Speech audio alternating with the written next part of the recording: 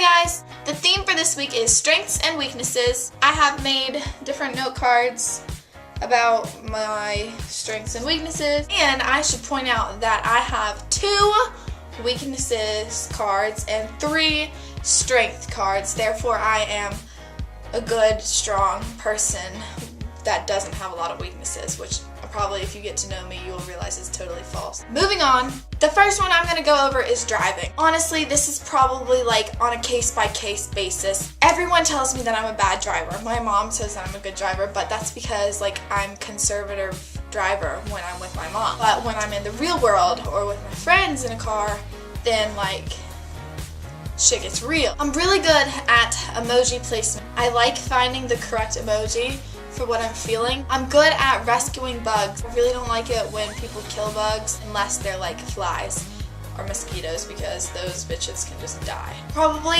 my biggest skill set would be procrastinating. The last thing that I have listed is looking like a criminal. I have multiple stories for this. This actually happened today and it happened yesterday. Yesterday. I'm gonna just go over what happened yesterday. I walked into this little boutique. Everything is overpriced. I walk into the store, I'm looking at everything, and this lady comes up to me. When I first walk into the store, she looks at me and she's like, "Hey, how are you doing? Blah, blah, blah, can I help you?" I'm like, "Oh no, I'm just looking," being nice. Like normal you would if someone just said, "How are you?"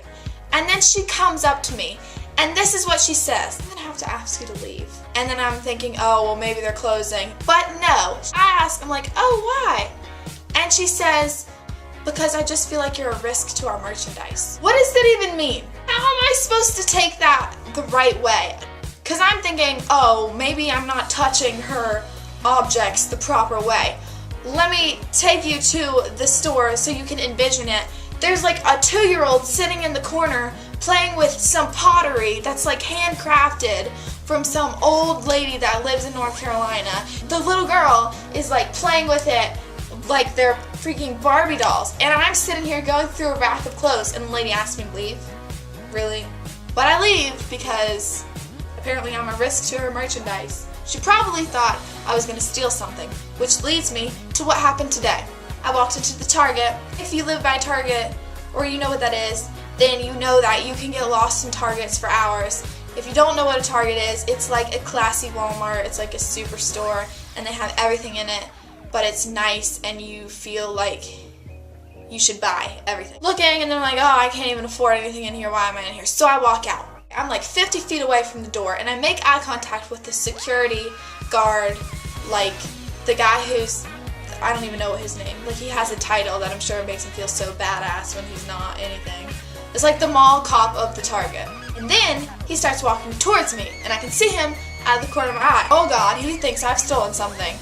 Filming this video on the floor because apparently the people outside cannot handle the fact that I'm filming, so they just feel like staring in the window the entire time is appropriate and I can't concentrate, and I'm also really embarrassed.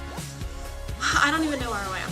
Basically, I'm walking out of the Target. The cop guard, if you want to call him a cop, he's not even worth it, is walking out of the Target with me. He's like 20 feet behind me, and I know at this point he's coming after me.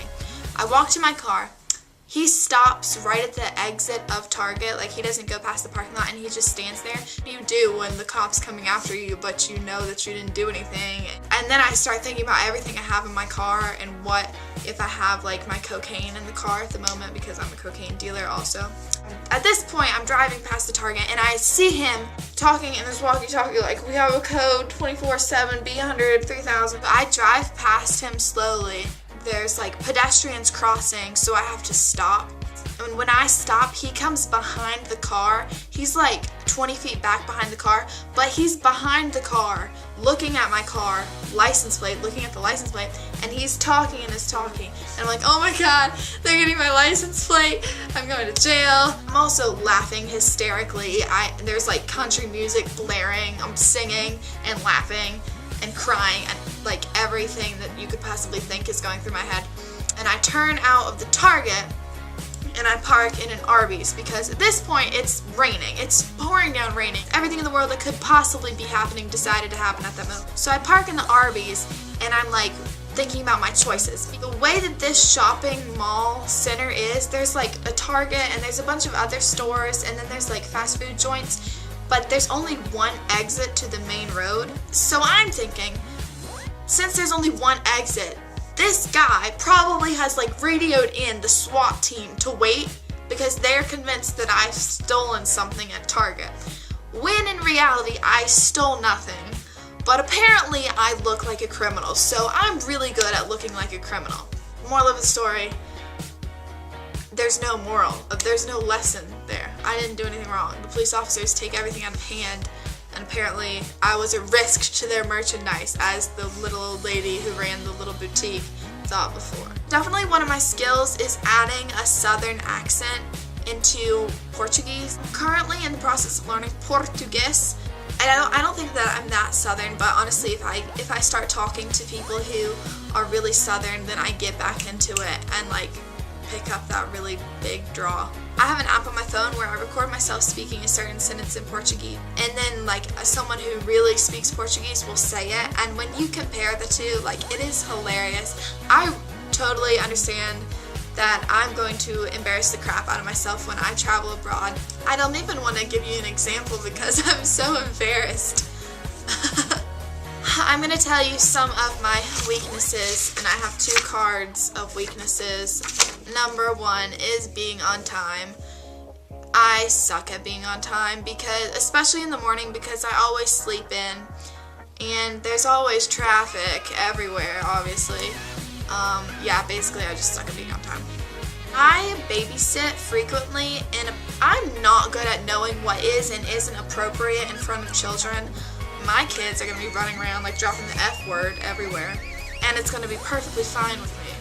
I declare that I am the worst grocery shopper there ever was. So that is all I have, my strengths and weaknesses, or that's all I can say at the time.